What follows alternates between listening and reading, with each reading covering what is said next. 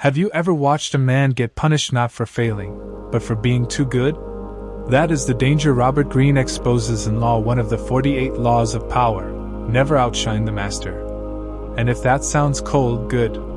Power is cold when people feel threatened. The world tells you to stand out.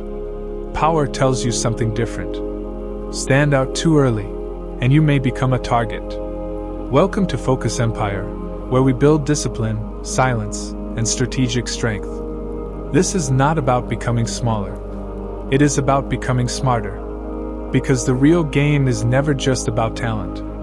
It is about control. Control of your ego. Control of your timing. Control of the emotions of the person who controls your future. That is the first lesson. The person above you is not always judging your results alone. He is judging what your results make him feel. If your progress makes him feel old, weak, replaceable, or exposed, he may not celebrate you. He may resist you. That is human nature. People compare themselves constantly. In a hierarchy, especially when the roles are unclear, a high performer underneath can become a mirror that reflects insecurity back to the person on top. And insecurity is dangerous. It does not negotiate. It retaliates. This is why Law 1 matters. Greene is not telling you to be mediocre. He is telling you to understand the emotional weather above you. In business, in leadership, in money, in any chain of command, your skill alone is not enough. If your superior feels eclipsed, your skill can become a threat. And threat creates distance. That distance can kill opportunity.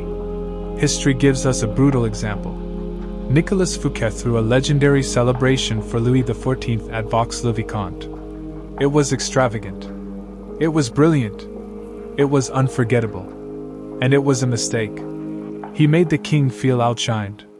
2 weeks later, Fouquet was arrested. That is the price of making the master feel small.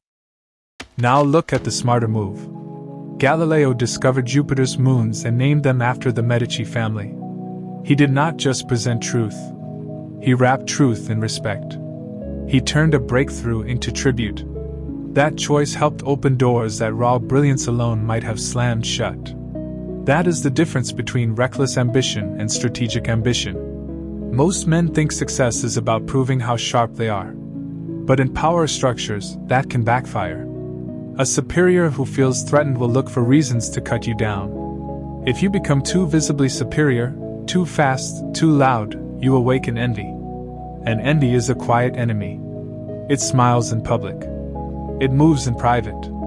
Research in leadership and organizational behavior keeps pointing to the same dark reality. Strong performance does not always protect you. Sometimes it makes you more vulnerable. A capable subordinate can provoke hostility simply by making the leader feel less capable. The better you are, the more careful you must be. That is why the disciplined man learns restraint. He does not rush to announce every win. He does not walk into a room begging for applause. He does not make every conversation about his genius. He understands a simple rule: if your success triggers envy above you, you may not get promoted. You may get erased. So what do? You manage up with precision. When you have results, do not always lead with I. Learn to lead with trust. Say, your direction made this possible. Say, your standards push this outcome. You are not lying.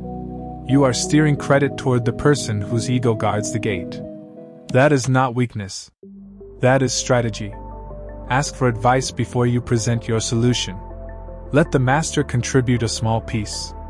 Once he helps shape the idea, it becomes ours, not yours. And when people feel ownership, they relax. The threat drops. The door stays open. This is power psychology in the real world. You can be brilliant and still get blocked. You can be right and still get resisted. Why? Because people do not only respond to facts. They respond to status. They respond to whether they feel elevated or exposed. A competent man who feels cold, distant, or sharp-edged can come across like a rival. Competence without warmth feels dangerous. But competence with respect feels safe. And safe people get invited closer. They get more access, more trust. more room to move. In business, this law is pure gold. If you are building a company, working under a boss, pitching clients, or navigating investors, your first job is not to prove superiority. Your first job is to reduce friction. Make people feel respected. Make them feel intelligent. Make them feel seen. Then let your results do the heavy lifting. That is how quiet power is built. The loud man tries to dominate the room. The disciplined man controls the room without needing to be the loudest voice in it. And yes, there is a darker side. Because the crowd does the same thing. The tall poppy gets cut down. The top performer gets isolated. Peers don't always celebrate excellence. Sometimes they resent it. Sometimes they sabotage it. Sometimes they smile while trying to weaken it. So never confuse visibility with safety. If you are rising, protect your position. Build skill in silence. Build relationships in silence.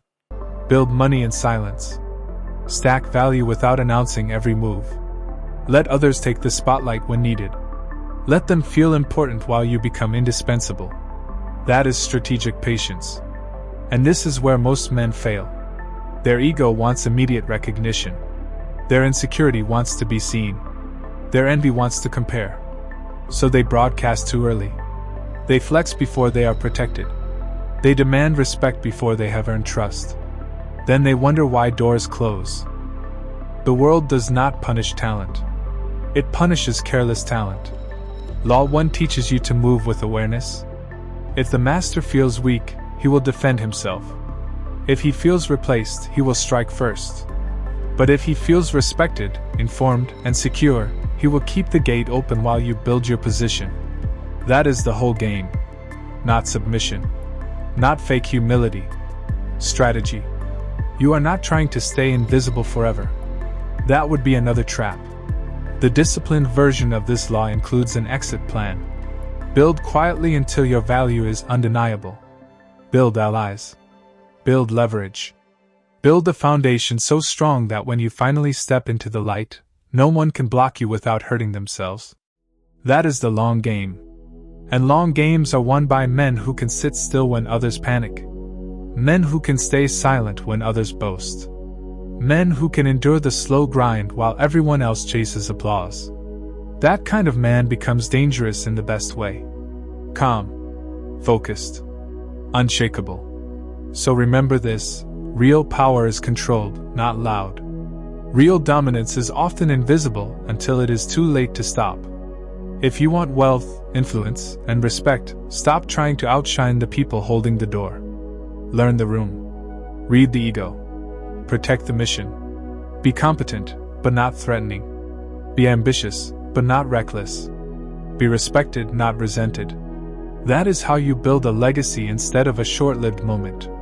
Subscribe to Focus Empire, and if you want Law 2 next, comment, "I'm building in silence."